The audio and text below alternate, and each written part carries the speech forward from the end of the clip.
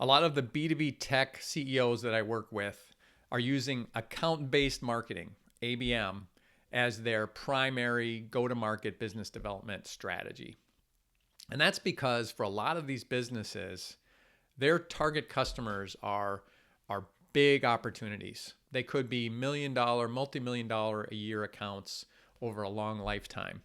So their success or failure comes down to winning or losing and expanding into these small set of strategic accounts. ABM is designed to make that happen. You choose who it is you're targeting. You proactively go after them rather than sending out broad messages and waiting for them to come to you. And then once you get in, you expand. It's a land and expand strategy.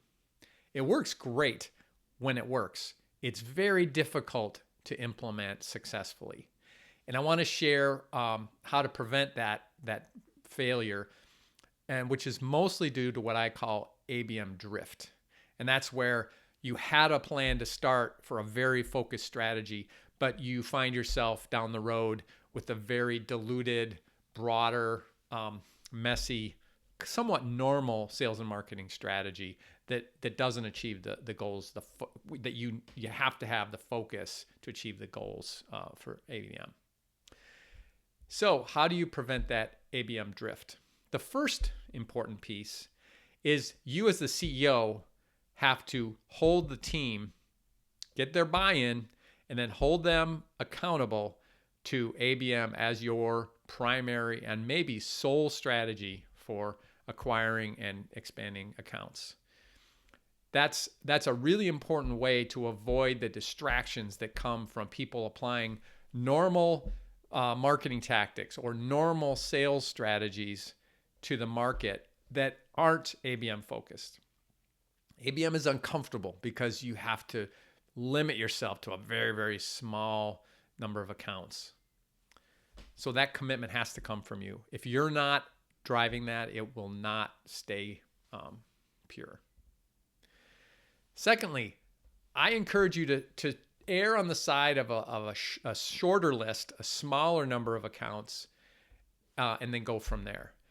Couple reasons. One, you need to find your way. You need to understand how this new rhythm is going to work, where you get a beachhead and then you find ways to grow within that account. All the different things that are required from the product, the marketing, the sales, the operations to make that happen. But also, it's so much easier to expand your list than it is to contract it later. So you're better off starting with the tightest list that you can. And it totally depends on your market, how tight that is. I've worked with clients where that is as small as 5 accounts. And that's been totally enough for them to dramatically grow their business. It might be 100 for you, but it's not 2,000. And then over time, the key tool here is 1 in, 1 out. That means you set the number of strategic accounts you're going to target. If it's 5, if it's 30, if it's 100, and you have that list in your CRM and you don't let that grow.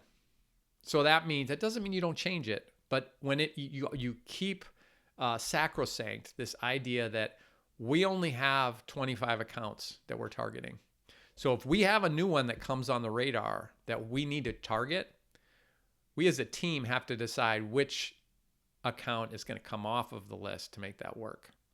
I recommend you have an asynchronous process so that as opportunities come up, your real time can make that decision, but also a synchronous process. Maybe it's every quarter you do a review of the list and decide who comes out and who goes in.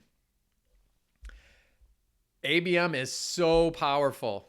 I totally recommend it for you if you have a typical B2B tech company, but it's also really hard to do right. Respect the challenge, put the work in, and you will be glad you did.